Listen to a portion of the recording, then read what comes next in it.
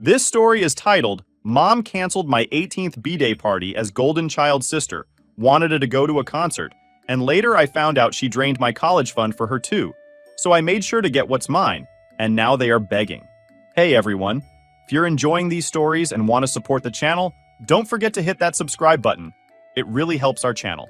Now let's start the video. OP starts by saying, Hey Reddit, I wasn't sure if I wanted to share this, but after thinking about it, I decided it might help to get it off my chest. So a few weeks ago, I turned 18. Yeah, the big 1-8. I had it all planned. A small party at home with my friends. Nothing crazy, just pizza, some snacks, maybe some games or music. Something chill, just the way I like it. But let me tell you, things didn't go the way I hoped. In fact, my birthday ended up being one of the worst days I've had in a long time, and I honestly feel like I need to vent about it. So buckle up because this is kind of a long story. Let me start with a little context. I have a younger sister, Rachel, who's 16. She's 2 years younger than me, but somehow manages to feel like the center of the universe in our family. She's outgoing, super bubbly, and the kind of person who can talk her way into or out of anything. I'm not saying that's a bad thing, but when you're her older sister, it can feel exhausting, to say the least. And then there's my mom. Ever since we lost my dad 2 years ago, it's like she and Rachel have this unbreakable bond. They do everything together. Shopping, watching movies, going on these little girl trips. Meanwhile, I'm just there. Don't get me wrong. I know my mom loves me, but it's like she doesn't see me the same way she sees Rachel. Rachel gets all the attention, all the praise, and all the support. Me? I get told I'm the strong one, which is basically code for figure it out yourself. It's not like this was the first time something like this happened. My sister, Rachel, has always been the star of the family, especially after Dad passed away. Growing up, I didn't really notice the favoritism. If anything, it felt like Dad balanced things out pretty well. Rachel and Mom were always closer. Mom called her her little twin, but Dad made sure to spend time with me. He encouraged my love of art and books, and he never made me feel less than Rachel, even though we were so different. Losing him 2 years ago was like losing the one person who truly saw me. Since then, it's been all Rachel, all the time. She's the kind of person who lights up a room, charismatic, funny, and good at getting people to like her. Meanwhile, I'm quieter and more introverted. I'm not the type to command attention, and honestly, I don't even want to. But that doesn't mean I enjoy being ignored, you know? Mom has this habit of acting like Rachel's life is the most important thing in the world. Every little drama she has becomes a family crisis. Like when Rachel failed a math test last year, Mom spent weeks tutoring her, and even hired a private teacher to make sure she passed the next one. Meanwhile, I had to beg her for weeks just to get art supplies for a school project. She said something like, "You're creative, you'll figure it out." And that's the thing. She expects me to figure it out because I'm the strong one. It's exhausting. The favoritism became painfully obvious when Dad died. Rachel was devastated, of course, and Mom threw herself into making sure Rachel was okay. I understood at first. We were all grieving, and Rachel was just 14 at the time. But as time went on, it became clear that Mom wasn't just comforting Rachel. She was building this whole new life around her. They started going on these girl trips together, leaving me at home to watch the house. They'd come back with shopping bags and inside jokes, and I'd just sit there, pretending I didn't care. This concert situation was just the latest example of that dynamic. When Rachel found out her favorite band was coming to town, she acted like it was a once-in-a-lifetime event. And maybe for her it was. But for me, it was just another reminder that my needs don't matter as much. Here's the kicker. Rachel didn't even try to hide how much she didn't care about my birthday. She spent the days leading up to it obsessing over the concert, what she was going to wear, which songs she hoped they'd play, how close she'd get to the stage. Every time she talked about it, it felt like she was rubbing salt in the wound. I tried to tell myself it wasn't intentional, but honestly, I'm not so sure. Rachel has always been good at getting her way, and I think on some level, she knows how much it bothers me when she takes up all the space. The morning of the concert, aka my birthday, I overheard her talking to Mom in the kitchen. She was laughing about how boring my plans sounded, and how lucky she was that Mom understood what was really important. I know I should have let it go, but hearing that broke something in me. I stormed into the kitchen and asked Mom how she could just forget about my birthday like that. She gave me this exasperated look and said, "We didn't forget. We'll celebrate later." Rachel's concert is a big deal. You're mature enough to understand, right? That word, mature, felt like a slap in the face. I don't think I've ever hated being called mature as much as I did in that moment. It's like she was saying, your feelings don't matter because you're old enough to suck it up. And Rachel, of course, just stood there smirking like she'd won some kind of competition. I wanted to scream at both of them. I wanted to say, what about me? What about what I want? But I didn't. I just walked away. Because what was the point? They weren't going to listen. They never do. That evening, after they left for the concert, I sat in Dad's old recliner with one of his sweatshirts. It still smells like him, even after all this time. I don't know why, but holding onto it made me feel a little less alone. I thought about how things used to be when he was here. How he'd always make me feel special on my birthday. Even if it was something small like baking a cake together or watching a movie. He had this way of making me feel like I mattered. I don't feel that way anymore. I tried distracting myself by watching TV, but I couldn't focus. My friends texted me, asking how the party was going, and I didn't even know how to respond. I ended up turning off my phone and crying until I fell asleep. Looking back, I think that night was the breaking point for me. It wasn't just about the concert or my birthday. It was about years of being treated like an afterthought. I don't think I realized how much it had been building up until it all came crashing down. The morning after my birthday, I woke up feeling like a mess. My face was puffy from crying, my head was pounding, and honestly, I didn't even want to get out of bed. But then the doorbell rang. At first, I thought it was Mom and Rachel coming home early. I wasn't ready to deal with either of them, so I stayed in bed, hoping they'd just let themselves in. But the doorbell kept ringing. After the third time, I dragged myself out of bed and shuffled to the door. When I opened it, I couldn't believe who was standing there. It was Uncle Matt, my dad's younger brother. He was holding a duffel bag and wearing this look that was equal parts concern and determination. "Happy belated birthday, kiddo," he said, stepping inside like he belonged there. And honestly, it felt like he did. Uncle Matt and my dad were close, like really close. Growing up, he was around a lot. He'd come to family dinners, take us to the park, and sometimes even babysit when Mom and Dad had a date night. He was the fun uncle who never took himself too seriously. But after Dad passed away, I barely saw him. Mom kind of cut ties with Dad's side of the family. I never knew why, but I figured it was just too painful for her to be around them. Seeing him now, out of the blue, felt surreal. He put his bag down and gave me a once-over. "You look like you've had a rough couple of days," he said, not unkindly. I didn't know how to respond, so I just nodded. We sat down in the living room, and he asked how I was doing. At first, I tried to play it cool, saying something like, "I'm fine," but Uncle Matt wasn't buying it. He gave me this look that said, "Cut the crap." "I heard from a little birdie that yesterday didn't exactly go the way you wanted," he said. I guess my grandparents, Dad's parents, must have told him about my birthday being canceled. They're the only ones on Dad's side I'm still in touch with, and I'd mentioned it to them during a phone call a few days before. That was all it took for the floodgates to open. I don't know what it was about him being there, but I just started talking about how Mom and Rachel left me for a concert, how they've been treating me like an afterthought ever since Dad died, how I missed him so much it physically hurt sometimes. I didn't even realize I was crying until Uncle Matt handed me a tissue. He didn't interrupt or try to give me advice. He just let me talk. And when I was done, he sat back in his chair and said, "This is absolute bullshit." That made me laugh a little, even though I was still crying. Uncle Matt always had a way of cutting through the noise and saying exactly what he thought. "You don't deserve this," he said. "Your dad wouldn't have stood for it, and neither will I. Pack your bags. You're coming with me." I just stared at him, completely stunned. "What? Can't just leave. Mom would freak out." "Let her freak out," he said. "She needs to wake up. You're her daughter, not some glorified babysitter for the house." I hesitated. As much as I wanted to leave, the thought of actually doing it felt scary. What if it made things worse? What if Mom cut me off completely? But Uncle Matt must have seen the doubt on my face because he leaned forward and said, "Listen to me. You don't owe them anything. Not after the way they've treated you. You deserve to be somewhere you're actually appreciated." That hit me hard. No one had ever said something like that to me before. Not in those words, anyway. For the first time in a long time, I felt like someone was on my side. So, I did it. I went upstairs and packed a bag.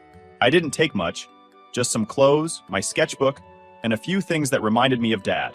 When I came back downstairs, Uncle Matt was waiting with his duffel bag over his shoulder. "Ready?" he asked. I nodded, and just like that, we walked out the door. I don't know what's going to happen next. Uncle Matt says I can stay with him as long as I need to, but I know there's going to be fallout when Mom and Rachel come back and realize I'm gone. I'm not sure how I feel about it yet.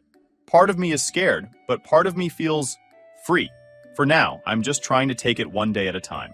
I'll update again once I figure out where this is all headed. Thanks for reading and for all the support so far. It means more than you know. Update 1 point. Hey Reddit, thanks again for sticking with me through all of this. Your comments and messages have meant so much to me. I've been working through a lot of emotions since the last update, and I'm finally ready to share what happened next. Spoiler alert, things got intense. So after I packed my bag and left with Uncle Matt, we didn't go straight to his place. Instead, we stopped at a nearby diner. He said he wanted to grab a bite to eat and let me decompress a little before dealing with the inevitable storm. I didn't realize how much I needed that until I was sitting in the booth, sipping a milkshake while he told me funny stories about him and my dad growing up. For the first time in days, maybe weeks, I felt like I could breathe. But eventually, the moment of calm had to end. Uncle Matt looked at me over his coffee and said, "All right, kiddo, time to face the music." We headed back to my house, and when we pulled into the driveway, Mom and Rachel's car was already there. My stomach dropped. I could see the living room light on through the window, and it looked like Mom was pacing. Rachel was nowhere in sight, but I figured she was probably upstairs. Typical. Uncle Matt parked the car and turned to me. "You don't have to say anything if you don't want to," he said. "I'll handle it." I nodded, too nervous to speak. My heart was pounding as we walked up to the door. Uncle Matt didn't even knock. He just opened it and strode inside like he owned the place. "Hey, big sis!" he called out, his voice dripping with sarcasm. "You got a minute?" Mom came rushing out of the kitchen, looking both confused and annoyed. "Matt? What are you doing here? And why?" Her eyes landed on me, and her expression shifted to something that looked like guilt. "What's going on?" "What's going on?" Uncle Matt said, his voice sharp. "Is that your daughter has been treated like crap for the past 2 years. And I'm done watching it happen." Mom's face turned red. "Excuse me? What are you talking about?" "Oh, come on," Uncle Matt snapped. "Don't play dumb. You left her alone on her 18th birthday so you could take Rachel to a concert. And that's just the tip of the iceberg, isn't it? You've been favoring Rachel for years, and you don't even see what it's doing to her." Mom looked like she wanted to argue, but she couldn't. Instead, she crossed her arms and said, "This isn't any of your business, Matt. It's my business when my niece is sitting at home crying because her mom and sister can't be bothered to care about her," he shot back. "Tom would be rolling in his grave if he knew how you've been treating her." That hit a nerve. Mom flinched, and for a second I thought she was going to yell at him. But instead she just said, "You don't know what it's been like. I've been doing my best. Raising 2 kids alone isn't easy." "No one's saying it is," Uncle Matt said, his tone softening just a little. "But neglecting one of them while you pour all your energy into the other? That's not doing your best. That's playing favorites." By now, Rachel had come downstairs. She was leaning against the wall, scrolling on her phone like she couldn't care less. When Uncle Matt noticed her, he raised an eyebrow. "And you," he said, pointing at her. "You've been walking all over your sister for years, and you know it." Rachel looked up from her phone, rolling her eyes. "Oh, please. She's just being dramatic." Uncle Matt laughed, but there was no humor in it. "Right. Because being forgotten on your 18th birthday is dramatic. Got it." Rachel didn't respond. She just went back to scrolling, which honestly hurt more than if she'd argued. It was like she didn't even think I was worth her time. Mom tried to steer the conversation back to her. "Look, Matt, I get that you're upset, but you don't understand the full picture." "Then explain it to me," Uncle Matt said. "Explain why your full picture involves ignoring one of your kids and letting the other get away with murder." Mom opened her mouth, but no words came out. She looked at me then, and I could see the guilt in her eyes. For a split second, I thought she was going to apologize. But instead, she turned back to Uncle Matt and said, "I didn't realize she felt that way. I thought she was fine." "That's the problem," Uncle Matt said. "You didn't realize. You didn't ask. You just assumed she'd be okay because she's the mature one, right? But she's not okay, and it's your job to fix that." At this point, I couldn't stay silent anymore. "You didn't even text me yesterday," I said, my voice shaking. "Not once. I spent my entire birthday alone and you didn't even care." Mom's face crumpled. "I'm sorry," she said. "I didn't know it was that bad." "You didn't bother to find out," I said. "You've been so focused on Rachel that you don't even see me anymore." There was a long silence after that. Mom looked like she wanted to say something, but no words came out. Rachel disappeared upstairs without a word, and Uncle Matt just stood there, arms crossed, waiting for her to respond. Finally, Mom said, "What do you want me to do?" Uncle Matt didn't miss a beat. "For starters, let her come stay with me for a while. She needs a break from this house, and frankly, you need to figure out how to do better." Mom hesitated, but eventually she nodded. If that's what she wants, she said quietly. It is, I said. It's what I want. And just like that, it was decided. I grabbed the rest of my things, and Uncle Matt and I left. Mom didn't try to stop me, and Rachel didn't even say goodbye. When we left my mom's house, we didn't talk much on the drive to Uncle Matt's place. I think he could tell I was emotionally drained. Instead, he let the radio fill the silence. He's got this old truck with a beat-up stereo, and he played one of those classic rock stations that Dad used to love. It was weirdly comforting, like a piece of Dad was still with us. A few nights ago, Uncle Matt and I were sitting on the porch after dinner. We've been doing this thing where we just hang out, talk about life, and try to piece everything together. He asked me casually, "So, have you decided which colleges you're applying to?" At first, I thought he was joking. I let out this awkward laugh and said, "I'm not applying to college." That made him pause. "Why not?" he asked, genuinely surprised. I shrugged and told him the truth. I don't have the money, and I don't want to take on a ton of debt. Mom always said we couldn't afford it. Uncle Matt looked at me like I'd just told him the sky was green. "Wait a second," he said. "You don't know about your college fund?" At that moment, I felt like the world stopped. "What college fund?" I asked, my voice shaky. He stared at me for a second, then rubbed his temples like he was trying to calm himself down. "Your dad set up a college fund for you when you were a baby. I remember because he wouldn't shut up about it. He was so proud of planning ahead for your future. Are you telling me you've never heard of it?" I shook my head, my stomach churning. If there was a college fund, why hadn't anyone told me? Why had Mom always said we didn't have money? Uncle Matt didn't waste any time. He got up, grabbed his laptop and said, "Let's check this out right now." We spent the next hour trying to track down the account. Uncle Matt remembered enough details to get us started, and after some digging, we found it. Sure enough, there was an account in my name, just like he said. But when we looked at the balance, my heart sank. It was practically empty. I stared at the screen, trying to make sense of what I was seeing. Uncle Matt scrolled through the transaction history, muttering curses under his breath. The withdrawals started shortly after Dad died. Small amounts at first, then larger ones over time. And they weren't for anything related to college. The money had been spent on clothes, trips, concert tickets, and God knows what else. I didn't want to believe it, but the evidence was right there. My dad had set this money aside for my future, and Mom had drained it. "What the hell?" Uncle Matt muttered, his face darkening. "This was supposed to be for you." I didn't know what to say. I felt like someone had punched me in the stomach. All those times Mom told me we couldn't afford things. Art supplies, extracurricular activities, even little things like new shoes. This was what she was doing instead, and all while Rachel's trust fund, set up by Dad's parents, sat untouched. The more I thought about it, the angrier I got. Rachel had always had the best of everything. Designer clothes, the latest gadgets, VIP tickets to concerts. It all made sense now. Mom hadn't been budgeting carefully or making sacrifices for both of us. She'd been using my college fund to bankroll Rachel's lifestyle. I turned to Uncle Matt and asked, "How could she do this? Didn't she know what that money was for?" He sighed and shook his head. "She knew. Your dad made sure of it.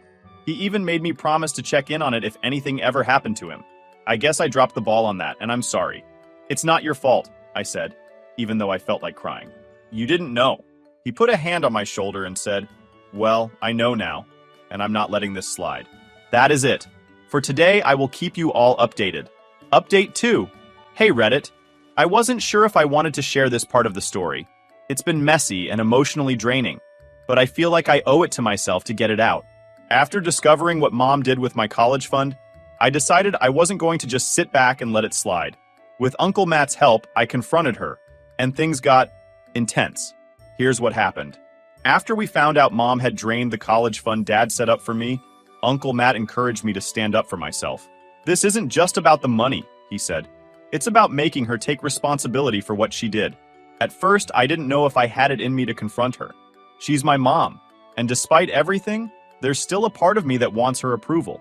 But the more I thought about it, the more I realized this wasn't just about me. Dad worked hard to give me a future, and she had no right to take that away. If I didn't stand up for myself now, I'd regret it forever. Uncle Matt helped me reach out to a lawyer, a friend of his who specializes in family law. We explained the situation, and she told us we had a strong case. If we could prove Mom misused the funds, which we could, thanks to the transaction history, we'd be able to demand repayment or even take her to court. The idea of suing my own mother felt surreal, but at this point, I was willing to do whatever it took to make things right. We arranged to meet Mom at Uncle Matt's house. I didn't tell her why, I just said we needed to talk. When she arrived, she looked nervous, which wasn't surprising. She'd been trying to call and text me for days, but I hadn't responded. The first thing she said when she walked in was, "I'm so sorry, honey. I never meant for it to get this bad." I didn't respond right away. Instead, I handed her the folder with all the documents. Proof of the college fund, the transaction history, everything. She flipped through it, her face going pale. "This isn't just bad," I said, my voice shaking. "This is theft, Mom. You stole from me." "I didn't steal," she said quickly, looking up at me. I borrowed it. I always planned to pay it back." "With what?" I snapped. "You've had years to replace the money and you haven't." Meanwhile, Rachel's trust fund is sitting untouched. She opened her mouth to respond but closed it again.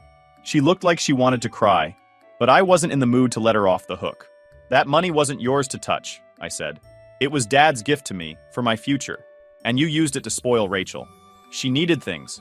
Mom started, but I cut her off. "She didn't need designer clothes or concert tickets," I said. "She didn't need any of the crap you spent that money on. You just didn't care about me enough to protect what was mine." At that point, Uncle Matt stepped in. "This isn't just a family disagreement anymore," he said. "This is a legal issue. My name has every right to take you to court for this." Mom's eyes widened. "You wouldn't," she said, looking at me like I'd just threatened to set the house on fire. "I would," I said, "and I will, unless you agree to make it right." With the lawyer present, we laid out our demands. I told Mom I wanted the full amount of the college fund returned.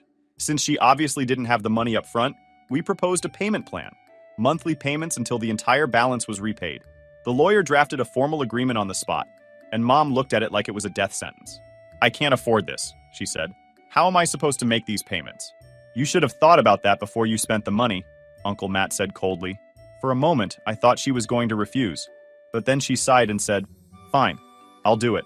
She signed the agreement with the lawyer as a witness, promising to pay me a set amount every month until the fund was fully restored. I thought I'd feel victorious. But honestly, I mostly felt tired.